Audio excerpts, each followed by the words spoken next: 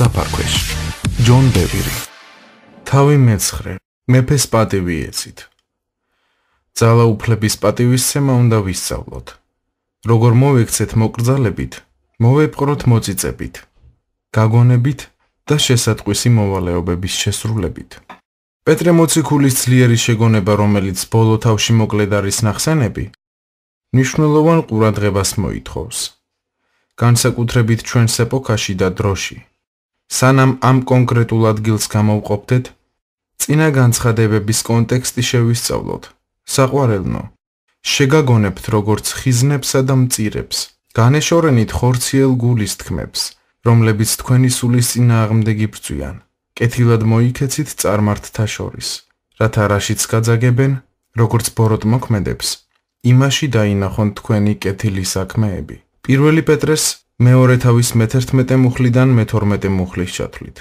ახლოს ვართ აღმოჩენასთან რომ ძალაუფლების დაქვემდებარება შესაფერის საქციელს ნიშნავს რომელზეც ის ლაპარაკობდა ნახსენები ბრძოლა ძალაუფლების ურჩობის მეამბოხე სურვილსა და მორჩილებას შორის ხდება თუმცა მეტისმეტად ხშირად ამის საპირისპიროს ვფიქრობთ და დაუმორჩილებლობის სურვილს ჩვენს მოკავშირედ მივიჩნევთ ხოლო მორჩილებას მტრად ასეთი აღქმა ჭეშმარიტებისგან უფრო მეტად შორს ვეღარ იქნება არ უნდა დაგვავიწყდეს პეტრეს ნათქვამი რომ დაქვემდებარებისა და მორჩილების შემთხვევაშიც შეიძლება ბრალი დაგვდონ ბოროტ მოქმედებაში ხშირად გამიგონია ხალხის მსჯელობა რას იკეთე მოდის მისგან ვემორჩილები მაგრამ მაინც მადანაშაულებენ იმაში რაც არ ჩამიდენია მათის ფაქტი ავიწყდებათ რომ მორჩილება უფლის მიმართ არის და საზღაურიც მისგან მოდის მესეჯის თარგმანის ბიბლია მშვენივრად აღწერს ამ საკითხს მსახურნო დაქირავებულო მუშაკებო ეკლესიის წევრებო მოქალაქეებო და ასე შემდეგ პატივისცემით დაემორჩილეთ თქვენს ხორციელ ბატონებს დამქირავებლებს ეკლესიის წინამძღოლებს სამოქალაქო ხელისუფლებას და ასე შემდეგ მაგრამ ყოველთვის ფხიზლად იყავით რომ დაემორჩილოთ ნამდვილ ბატონს ქრისტეს არა თვალის ასახვევად როგორც პირმოთნენი არამედ როგორც ქრისტეს მონები რომლებიც გულით ასრულებენ ღვთისნებას სახეზე ღიმილი გქონდეთ და ყოველთვის გახსოვდეთ რომ ვინც არ უნდა გასცემდეს ბრძანებებს რეალურად ღმერთს ემსახურებით კარგი საქმის ჯილდოდ კარგ საზღაურს მიიღებთ ბატონისგან მიუხედავად იმისა მონახართ თუ თავისუფალი ეფესელთა მე-6 თავის მე-5 მუხლიდან მე-8 მუხლის ჩათვლით მივუბრუნდეთ პეტრეს შეგონებას დაემორჩილეთ ყოველ ადამიანურ მმართველობას უფლის გულისთვის იქნება ეს მეფე როგორც უმაღლესი მმართველი თუ გამგებლები მისგან წარმოგზავნილები ბოროტ მოქმედთა დასასჯელად და კეთილის მოქმედთა საკებრად პირველი პეტრეს მეორე თავის მე-13 და მე-14 მუხლი სულიწმინდა პეტრეს მეშვეობით გვარიგებს როგორც პავლეს მხრიდან გააკეთა რომ დავემორჩილოთ ყველა მმართველ ძალაუფლებას მხედველობაში იქონიეთ რომ ხსენებული მეფე მეტისმეტად მკაცრი იყო და მისი მმართველობისას მორწმუნეების სასტიკად იდევნებოდნენ პავლეს მსგავსად პეტრეც გვირჩევს რომ ღვთის ძალაუფლება ვცნოთ ადამიანში ვიდრე თავად ადამიანი იგი არასოდეს დაემორჩილებოდა ჰეროდე აგრიპა პირველის პიროვნებას ამ მეფის პოზიციაში ღვთის ძალაუფლება რომ არ დაენახა და ეცნო ძნელია გადაცემული ძალაუფლების მორჩილება თუ ჯერ ღვთის ძალაუფლებას არ შეხვედრიხართ რაც უფრო მეტად ვეცდებით დამორჩილებას მით მეტად გაგვიჭირდება თუ ნამდვილი ძალაუფლების დანახვა ვერ შევძელით პეტრე გვაფრთხილებდა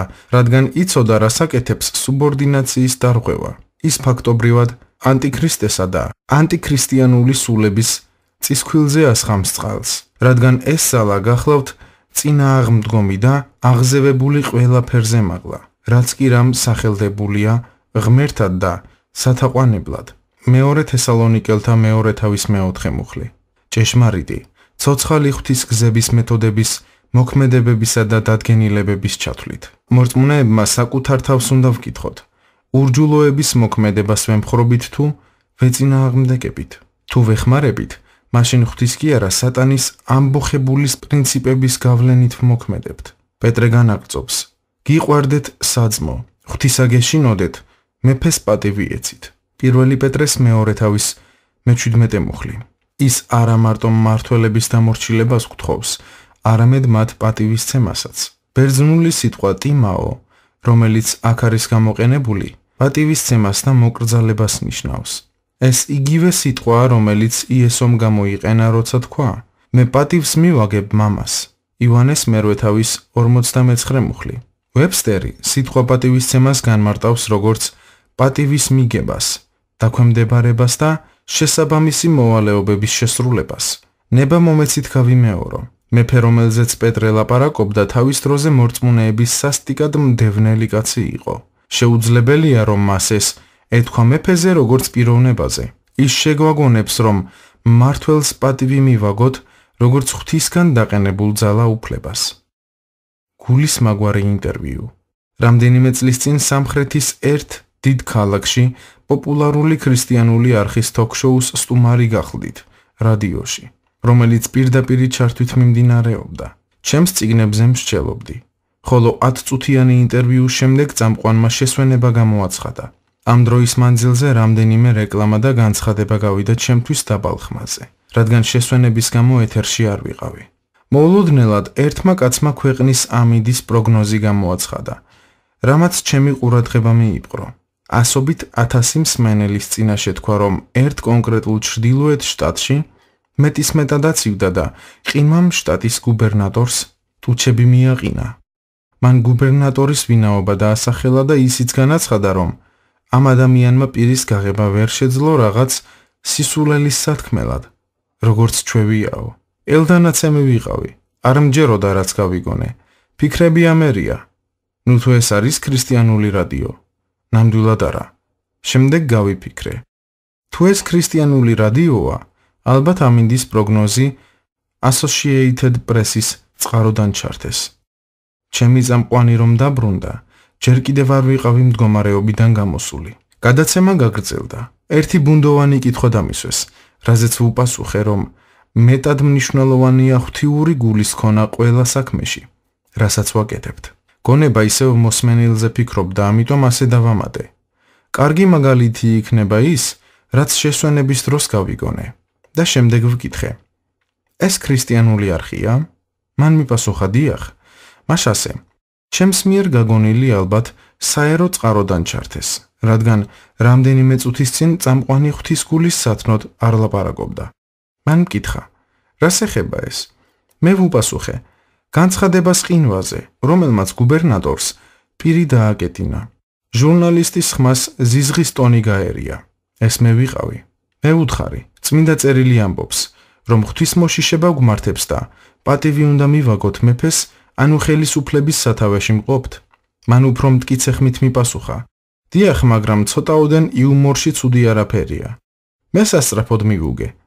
არა იმ ადამიანთა ხარჯზე, რომელთა პატივისცემაც ღვთისნებაა. პავლე მოციქულმა თქვა, შენი ხალხის მთავარზე აუგს ნუ იტყვი. საქმეების 23 თავის მე-5 მუხლი. მან პირდაპირ ეთერი დაგეგმილზე ადრე შეწყვიტა ასეთი შენიშვნით. იცით, მე და ჯონს ყველაფერზე ერთნაირი შეხედულება არ გვაქვს. გულგატეხილმა დავასრულე. ნუ თუ ამას ქვია მმართველის პატივისცემა და მოწიწება. ვაღიარებ, რომ იმ ადამიანის საქციელი ყოველთვის პატივისცემას არ იმსახურებდა, მაგრამ მას მმართველის პოზიცია ეკავა. ჩვენ ქრისტიანებმა ძალაუფლების პოზიციას პატივი უნდა მივაგოთ. რამდენ მორწმუნეზე მოახდინა ზეგავლენა იმ შეუფერებელმა იუმორმა. გასაკვირი არ არის, რომ საზოგადოებაში პატივისცემის ბევრი ელემენტია დაკარგული. ეს პირველი დევნილი ეკლესიის ქცევისგან მეტისმეტად შორსაა. ისინი პატივს სცემდნენ ძალაუფლებას. როცა ზემოხსენებული საქციელი და ლაპარაკი ჩვეულებრივი ამბავი ხდება ჩვენთვის, დღეს მოქმედ ურჯულოების ძალას კიდევ უფრო აძლიერებთ. და მაინც, ბიბლია გვეუბნება, ვინაიდან ურჯულოების საიდუმლო უკვე მოქმედებს, ოღონდ ახლა არის შემკავებელი, სანამ გაყვანილი იქნება შუა გულიდან. მეორე თესალონიკელთა მეორე თავის მე-7 მუხლი. ასეთი ქცევა ებრძვის სულიწმინდის შემაკავებელ ძალას. ეს სატანის პრინციპია. უფლის შიში პატივისცემას შობს. მოდით პეტრეს სიტყვებს მიუბრუნდეთ. გეშინოდეთ ღვთისა, მეფეს პატივი ეცით.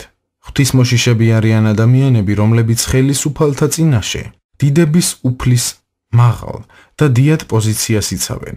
ისინი მას შეხვედრიან და მისი შორს მიმავალი ძალაუფლებით არიან შთანთქმულნი. ისინი აფასებენ იმას, რასაც ღმერთი აფასებს და სძულთ ის, რაც ღმერთს სძულს. მათ ცხოვრებაში მყარად არის ჩანერგილი ყველა წინამძღოლის მიმართ მოწიწება და მოშიშება, რადგან ღმერთმა მათ გადასცა თავისი ძალაუფლება. უფლისშიშის სულისკვეთების ნაკლებობა ცხადია, როცა ძალაუფლებას პატივს არ მივაგებთ. გაიხსენეთ იესოს ესაიასეული აღწერა და დაივანებს მასზე უფლის სული, სული სიბრძნისა და გონიერებისა, სული რჩევისა და ძლიერებისა, სული ცოდნისა და უფლის მოშიშებისა. უფლის მოშიშებით აღივსება იგი, არც თავისი შეხედულებისამებრ განსჯის და არც თავისი ყურით გაგონილის მიხედვით ამხელს. ესაიას მე-11 თავის მეორე და მესამე მუხლი. იესოს სიამე უფლის მოშიშებაში იყო. ეს კი ძალას აძლევდა, რომ არ განესაჯა ბუნებრივად დანახულისა და გაგონილის მიხედვით. რადიოს წამყვანმა გამოავლინა, რომ უფლის შიშს არ იცნობდა, რადგან ამას საქმე აქვს გადაცემულ ძალაუფლებასთან. იმის გამო, რომ გუბერნატორის ქცევა პატივისცემა არ იყო, წამყვანმა ის გაგონილისა და მოსმენილის მიხედვით განსაჯა. ამ სტანდარტით ჟურნალისტს ვერ გამოედავებით. თუმცა უფლის მოშიშების თვალებით რომ გამოეხედა, აღიარებდა გადაცემულ ძალაუფლებას გუბერნატორის ცხოვრებაში. მთავრობის ავტორიტეტის შელახვა არასოდეს არის ღვთისმოსაობის შესაფერისი აქტი. იოანე ნათლისმცემელს ერთი დიდებულის, ჰეროდეს საქციელთან შეხება მოუხდა, მაგრამ ზემოხსენებული წამყვანისგან სრულიად განსხვავებული დამოკიდებულება გამოავლინა. პირველი, იოანემ ჰეროდეს ასე უთხრა: ვინაიდან იოანე ეუბნებოდა, ნებადართული არ არისო შენთვის მისი ყოლა. მათეს მე-14 თავის მე-4 მუხლი. ის უშუალოდ ცოდვაზე ლაპარაკობდა და პიროვნებას არ შეურაცხყოფდა. მეორე, იოანე ჰეროდეს ღვთის წინასწარმეტყველის ძალაუფლების პოზიციიდან ელაპარაკა და ბოლოს, იოანე სულაც არ ხუმრობდა თავხედურ მეფეზე. ერთადერთი ადამიანი ბიბლიაში, რომელიც ძალაუფლების მქონე ადამიანზე ხუმრობდა, ელია გახლდათ. პირველი მეფეთა მე-18 თავის 27 მუხლი. ის დასცინოდა ბაყალის და აშერას ქურუმებს და ღმერთებს, რომლებსაც ისინი წარმოადგენდნენ. ამ ადამიანებმა, რომელთაც ეპყრათ არანამდვილი არამედ ყალბი ძალაუფლება, მრავალი ისრაელიანი ჩააგდეს სიბნელეში. მათი ძალაუფლება არ იყო ღვთისგან დადგენილი. ისინი პატივისცემასა და დაქვემდებარების ღირსნი არ იყვნენ. ოკულტური ორგანიზაციის წინამძღოლებს არ ეკუთვნით დაქვემდებარება და მორჩილება. რაც შეეხება ნამდვილად დაყენებულ ძალაუფლებას, ადვილი არ არის პატივისცემა და მორჩილება, როცა ძალაუფლებას უფლის შიშით განათებული თვალებით არ ვუყურებთ. მოусმინეთ, რას ამბობს წმინდა წერილი. უპირატესად კი, ბილწ ხორციელ გულისთქმებს აყოლინი, უფლებათა მოძულენი, თავხედნი, ჯიუტნი, დიდებით შემოსილთა ლანძღვისას, რომ არ თრთიან. მეორე პეტრეს მეორე თავის მე-10 მუხლი. ყურადღება მისაქცევი ის არის, რომ პეტრე და იუდა ამაზე ეკლესიაში ლაპარაკობდნენ. იუდას მე-12 მუხლი. მეორე პეტრეს მეორე თავის მე-13 მუხლიდან მე-15 მუხლის ჩათვლით. თავიდანვე გაგაფრთხილეთ, რომ ზოგიერთისთვის ძნელი იქნებოდა ამ შეხედულების მიღება, რადგან ღვთის სამეფოს დემოკრატიული აზროვნებით უყურებენ. სწორედ ამიტომ გვეუბნებიან, რომ გონება სულით უნდა განვიახლოთ. ეფესელთა მე-4 თავის 23 მუხლი. რადიოს წამყვანის აზროვნება ერთადერთი რომ ყოფილიყო, ამაზე ყურადღებას არ გავამახვილებდი, მაგრამ ხსენებულმა შეხედულებამ ეკლესიები მოიცვა. ეს ბილ კლინტონის პრეზიდენტობისას აღმოვაჩინე. ბოროტს ბოროტებით ვერ დასძლევ. როცა 1992 წელს კლინტონი პრეზიდენტად აირჩიეს, 3 დღე დეპრესიამ ტანჯავდა. სანამ ღმერთმა არ შემაჯანჯღარა, მან არც თუ ორაზროვანი სიტყვებით გამიცხადა. ვერავინ დადგება ძალაუფლების სათავეში, რომ მან ამის შესახებ არ იცოდეს და ხელისუფალთ თავად აყენებს. როცა ეს გამიცხადდა, ყურადღების მიქცევა დავიწყე ძალაუფლების პოზიციაზე და არა ადამიანის პირად ცხოვრებაზე. როცა ასე მოვიქეცი, მივხვდი, რომ ჩემს გულში ამ წინამძღოლის მიმართ ნამდვილი სიყვარული გაიზარდა. დიდი სურვილი ვიგრძენი, რომ ცდუნებისგან თავისუფალი და ჭეშმარიტებით მოსიარულე მეხილა. დარწმუნებული ვარ, იოანე ნათლისმცემელიც ასე ფიქრობდა გულში ჰეროდეს მიმართ.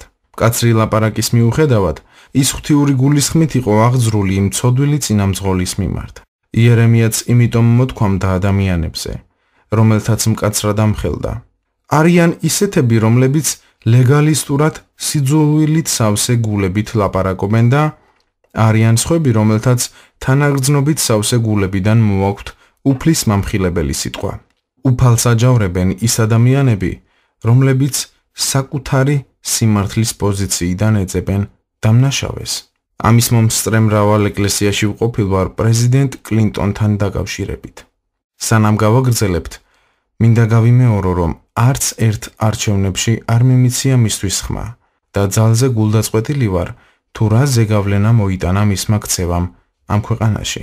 1992 წელს მოგზაურობისას მორწმუნეები ხშირად მირჩევდნენ, რომ სატელევიზიო გადაცემებში თვალი მიმედევნებინა ერთი ულტრაკონსერვატული ადამიანისთვის. ჩანდა, რომ მას ბევრი ჰქონდა სათქმელი ჩვენი ქვეყნის ლიბერალი წინამძღოლების, განსაკუთრებით კი პრეზიდენტისა და მისი ცოლის შესახებ. ყოველკვირეულად ვისმენდი ამგვარ გარჩევებს სხვადასხვა ქალაქებში. ეს ფანატიკოსები ამბობდნენ, ამ კაცს უნდა მოусმინო. ეგრევე გამოიჭერს, რაც ვაშინგტონში ხდება. ამ ადამიანების ნდობის გამო გადავწყვიტე. მეც ვუყურებ ტელევიზორს და ვნახავ, რას ამბობს ნახსენები პიროვნება. გადაცემებს მაინც და მაინც ხშირად არ ვუყურებ. ამიტომ თითქმის 9 თვე გავიდა, სანამ ეს კაცი ვნახე. კალიფორნიაში მსახურების შემდეგ ჩემს სასტუმროში დავბრუნდი და ტელევიზორი ჩავრთე. ის იქ იყო. ძალზე საინტერესო გახლდათ და გასაგიჟებელი ჰალსტუხი ეკეთა. ცოტა ხანში პრეზიდენტ კლინტონს მიადგა. უცებ გამახსენდა, ეს არის ის კაცი, რომელზეც ყველა მელაპარაკება. გამიხარდა, რომ ბოლოს და ბოლოს ამ ცნობილ პიროვნებასაც მოусმენდი. საყურებლად და მისი ნათქვამის მოსასმენად მოემზადე. 20 წუთი ვუსმენდი, როგორ ანადგურებდა პრეზიდენტს და მისგან ნაძირალა გამოხავდა. ხუმრობები მართლაც სასაცილო იყო და სიტყვებიც გონებამახვილური, მაგრამ მთელი ამ დროის მანძილზე უცელში არასასიამოვნო შეგრძნება მქონდა. ჩემთვის ვფიქრობდი, რა ხდება? ყველაფერი, რასაც ის ამბობს, მართალია. მან კარგად დაიჭირა ჩვენი პრეზიდენტის ლიბერალური აზროვნება. შემდეგ კითხვა დავსვი, უფალო, რატომ მაქვს გულში ეს უსიამოვნო გრძნობა? სულიწმინდამ მაშინვე მიპასუხა, შენი ქვეყნის მთავარზე აუგი არ უნდა ილაპარაკო. საქმეების 23 თავის მეხუთე მუხლი. წერილის კიდევ ერთი ადგილი ამომიტივტივ და გონებაში. ამრიგად, შეგაგონებ, უწინარეს ყოვლისა ჰყოთ ვედრებანი, ლოცვანი, შუამდგომლობანი და მადლიერებანი ყველა ადამიანისთვის, მეფეებისა და ყველაზე მდგომისთვის, რათა მშვიდად და წყნარად ვიცხოვროთ სრული ღვთისმოსაობითა და პატიოსნებით, ვინაიდან ესაა კეთილი და მისაღები ჩვენი მაცხოვარი ღვთის წინაშე. ამ აზრმა ისე დამკრა, თითქოს 1 ტონა აგური დამცემოდეს. ღმერთმა ძალა უფლებაში მყოფთა პატივისცემა, მათთვის ლოცვა, შუამდგომლობა და მათ გამო მადლიერების გამოხატვა გვიბრძანა. მას არ უთქვამს, რომ გვერდყა, გვეკრიტიკებინა, გვებრძოლა, ან მასხრა დაგვეგდო ისინი.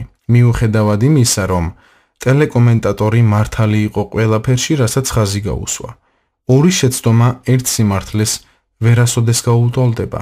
იმ ადამიანზე ისე არ გავბრაზებულ ვარ, როგორც მორწმუნეებზე, რომლებიც ასე ახტაცებით უსმენდნენ მას. რაც შეეხება წამყვანს, ჩავთვალე ადამიანად, რომელსაც ამაზე მეტი არ ესმის, რასაც ლაპარაკობს. ერთ რამეს ვერ ვხვდებოდი. როგორ შეეძლოთ მორწმუნეებს მხარი დაეჭირათ და გაევრცელებინათ მისი ნათქვამი? როგორ უნდა ეცათ პატივი მეფისთვის? ღმერთმა გვითხრა, რა უნდა გვეკეთებინა ჩვენ ქრისტიანებს: ლოცვა, შუამდგომლობა და მადლიერება. პავლე ღვთიურ სასჯელზე ლაპარაკობდა, რომელიც არა მარტო სხვადასხვა სახის ურჯულოებაში მოსიარულეებს მოეწევათ, არამედ მათაც, ვინც გამკეთებლებს უწონებენ. რომაელთა პირველი თავის 32 მუხლი. რა კანონებით ვცხოვრობთ? იმ სასტუმროს ნომერში მომხდარი ამბავი ყველას ვუამბე მთელ შეერთებულ შტატებში. ბევრმა დაინახა ნათელი და მოინანია. სხვები ძალიან გაბრაზდნენ ჩემზე. ისინი ამტკიცებდნენ, რომ ხსენებული წამყვანი სწორი ცხოვრების მომხრე იყო და ლაპარაკის თავისუფლება მთავრობისგან გვაქვს მონიჭებული. ეს მართალია, მაგრამ არსებობს მცნებები, რომლებიც ამგვარ ქცევას აღემატება. დემოკრატიული კანონებით ვცხოვრობთ თუ ღვთის სამეფოს კანონებით? მარტო იმის გამო, რომ ჩვენს ქვეყანაში ალკოჰოლური სასმელების დალევა აკრძალული არ არის, მარიხუანას მოწევაც ნებადართულია, მორწმუნეებმა ზომაზე მეტად სმადა მოწევა უნდა დავიწყოთ, ჩვენ უზენაესი კანონი გვაქვს. ურწმუნო რომაელმა ასე აღწერა პირველი საუკუნის ეკლესიის ქრისტიანები. ისინი სიცოცხლის დღეებს დედამიწაზე ატარებენ, მაგრამ ზეცის მოქალაქეები არიან. ისინი ემორჩილებიან დადგენილ კანონებს და ამავდროულად თავიანთი ცხოვრებით კანონით განსაზღვრულზე მეტს აკეთებენ. წერილი დიოგნეტუს, თავი მეხუთე. რა სარგებელი მოაქვს მლანძღველის მოსმენას? რა ნაყოფი მოაქვს მას? თუ უფრო მეტ შედეგს მივიღებთ თუ დროს იმ ტელეწამყვანის ნათქვამის მოსმენასა და გავრცელებაში დავკარგავთ და ქვეყნის წინამძღოლისთვის შუამდგომლობაში არ გამოვიყენებთ. განაუფალმა არ გითხრა, რომ მორჩილი ქცევის შედეგი იქნებოდა მშვიდად და წყნარად ცხოვრება, სრული ღვთისმოსაობითა და პატიოსნებით. ვიცნობ მსახურს, რომელიც პრეზიდენტ კლინტონს შეხვდა და უთხრა: ნებისმიერ წინამძღოლს, რომელიც უდანაშაულო ბავშვების მოკვლის კანონს დააწესებს, ღვთის სასჯელი ეწევა და ჯოჯოხეთის ცეცხლში დაიწვება. ეს მსახური ზუსტად ისე მოიქცა, როგორც ივანე ნათლისმცემელი ჰეროდესთან. ღვთისმაცნემ გულიდან ამოიღო სამართლიანი რისხვა და ჭეშმარიტი სიყვარული დაუბადებელი ჩვილებისა და პრეზიდენტის მიმართ. მან პატივი მიაგო პრეზიდენტის ძალაუფლებას, მაგრამ ჭეშმარიტება დაუფარავად უთხრა. მას პრეზიდენტის სათამაშოდ არ აუგდია. როცა კაცები და ქალები ძალაუფლების გამქიაქებელ ტელეწამყვანებს უსმენენ, ღვთის გულისნადები აღარ ესმით. ლანძღვის მოსმენას არასოდეს მოაქვს საუკუნო ნაყოფი. ძალაუფლების პატივისმცემელი გული. ჩვენი ქცევა ძალაუფლების პატივისცემის გულითადმა ზრახვამ უნდა გაჟღინთოს. ვინაიდან უფლის დადგენილებას პატივს მივაგებთ. პავლე შეგვაგონებდა, რადგან მთავრები კეთილის მოქმედთათვის კი არ არიან საშიშნი, არამედ ბოროტ საქმეთა ჩამდენთათვის. გინდა რომ არ გეშინოდეს ხელისუფლების. კეთილია კეთე და ქებას მიიღებ მისგან. ვინაიდან იგი ღვთისმსახურია შენ დასას იკეთოდ.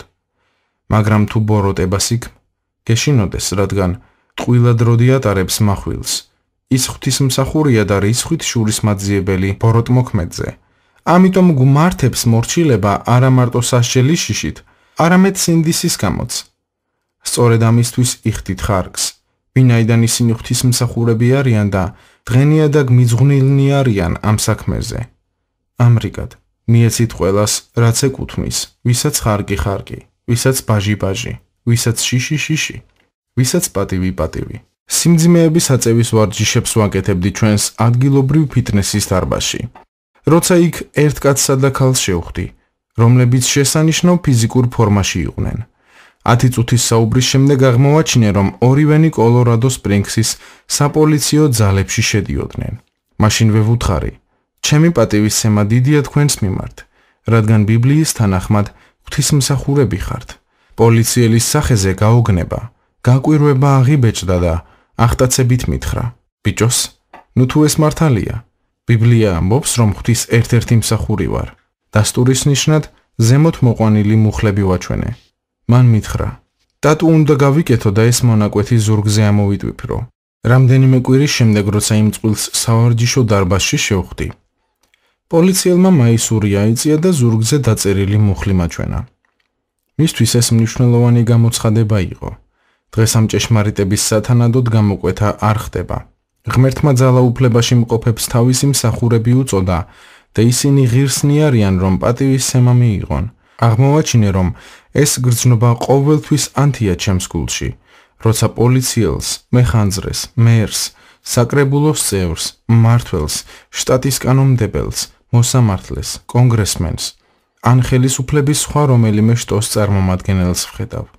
ამ პატივისცემის გრძნობას ყოველთვის ვპოულობ გულში, როცა ქალაქში, შტატში ან ფედერალურ ოფისებში შევდივარ. მყავს სენატორი მეგობრები, რომელთაც შეხვედრისას სენატორის, საკადრისად ვესალმები და სახელით არ მიუმართავ.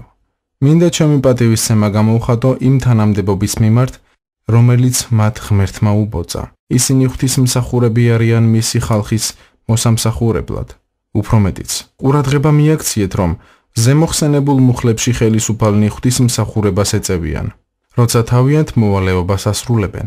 ამ საკითხს ასე მიუტეკით, თუ მანქანას სიჩქარის გადაჭარბებით მართავ და მოულოდნელად უკანა ხედვის სარკეში მოციმციმე წითელ შუქს დაინახავ, ნუ დაიწყებ ლოცვას ეშმაკის წინააღმდეგ. პოლიცია მისთვის არ მუშაობს, ის ღვთისმსახურია, სჯობს წყალობისთვის ილოცო. რამდენიმე საჯარი მოქვითარი მაქვს და ყოველ ჯერზე როცა ოფიცერი მას მაწვდის, ასევე უბნები. მაპატიეთ სერ. შეცდომა და უშვი და მადლობას გიხდით თქვენი სამუშაოს შესრულებისა და ქალაქის მომსახურებისთვის. გთხოვთ მაპატიოთ ჩემი არასწორი საქციელი. უნდა ნახოთ მათი სახეები. ერთ შემთხვევაში პოლიციელის ქცევა სრულიად შეიცვალა. მან მკაცრად დაიწყო, მაგრამ თანდათან მოლბა, როცა ძალაუფლების მიმართ ჩემი პატივისცემა დაინახა.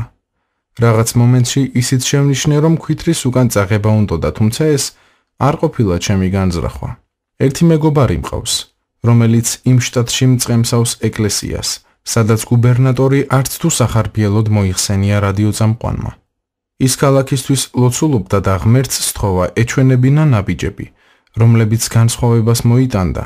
იმ დროისთვის მისი ეკლესია მორწმუნეთა მცირე ჯგუფისგან შედგებოდა. ღმერთმა გულში ჩაუდო, რომ სამოქალაქო ხელისუფლებისთვის პატივი მიეგო. ლოცვა კიდევ განაგრძო და მიხვდა რაც უნდა გაეკეთებინა.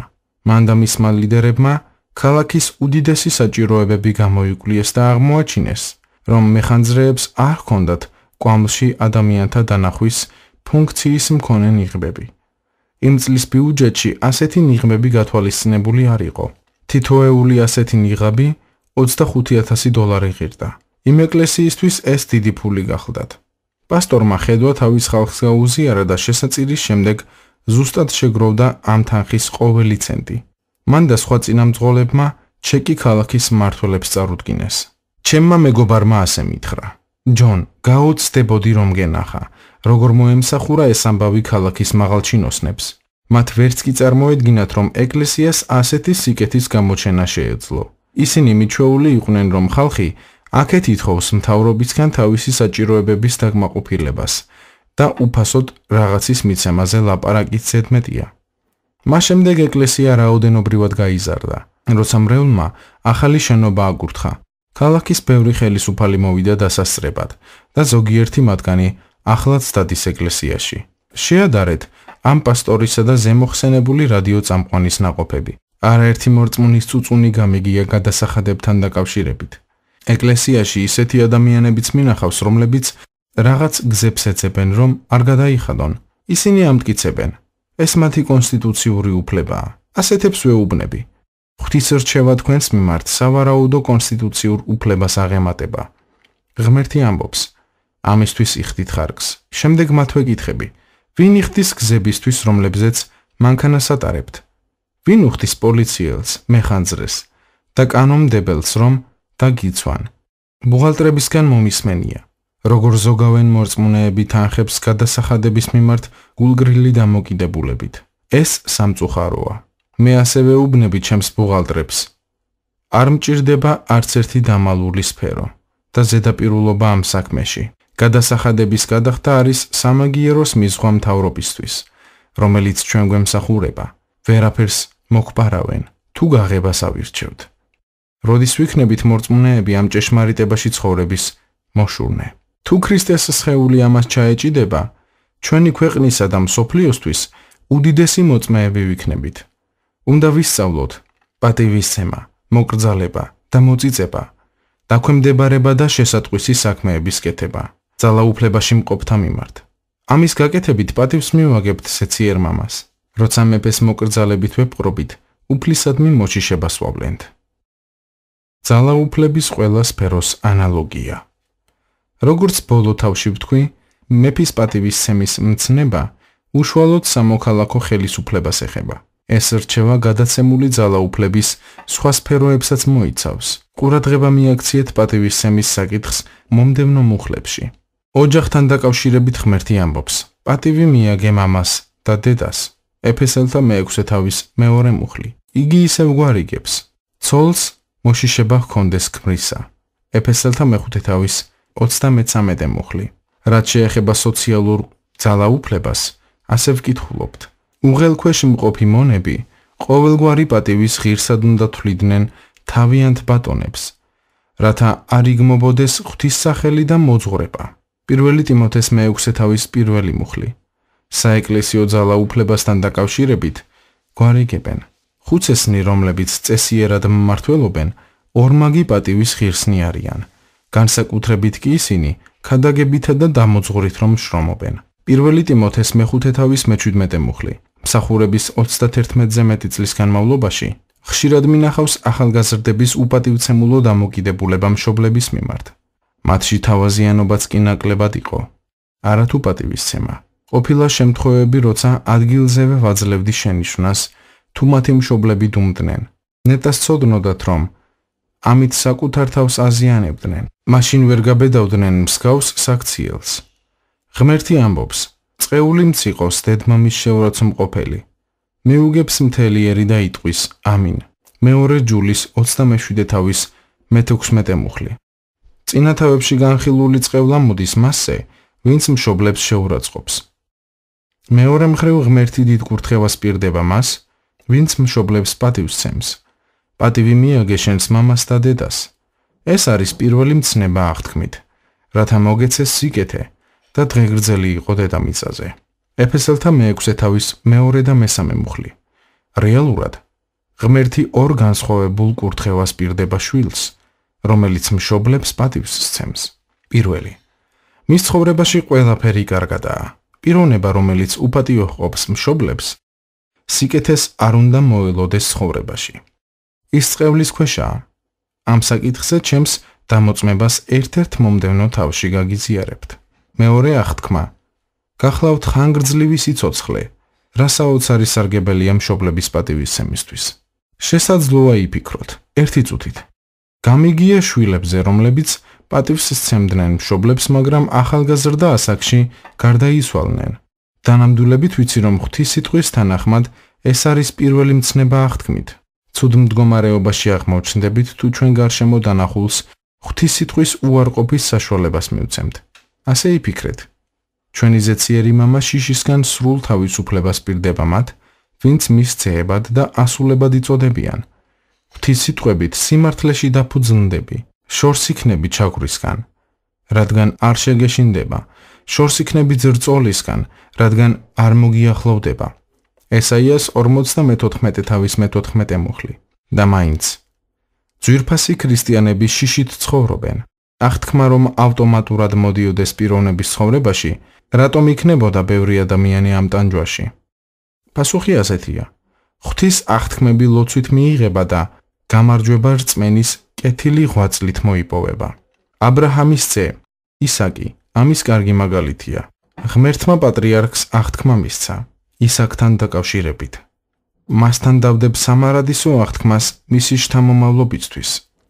დაბადების მე-17 თავის მე-19 მუხლი. ღმერთმა აღთქმა გამოაცხადა, მაგრამ ისაკმა რებეკასთან ქორწინების შემდეგ აღმოაჩინა, რომ მისი ცოლი ბერწი იყო. საქმე კიდევ უფრო რომ გავართულოთ, რებეკა თავად კი არ აურჩევია, სულიწმინდამ შეურჩია. ალბათ კითხვას დასვამთ. გულისხმობ, რომ ღმერთმა უნაყოფო ცოლი მოჰყვა რა? დიახ. აღთქმა ავტომატურად არ განხორციელდებოდა. მას დასაკუთრება სჭირდებოდა. ნახეთ, რას ამბობს წმინდა წერილი. ემუდარებოდა ისაკი უფალს თავისი ცოლისთვის, რადგან ბერწი იყო იგი.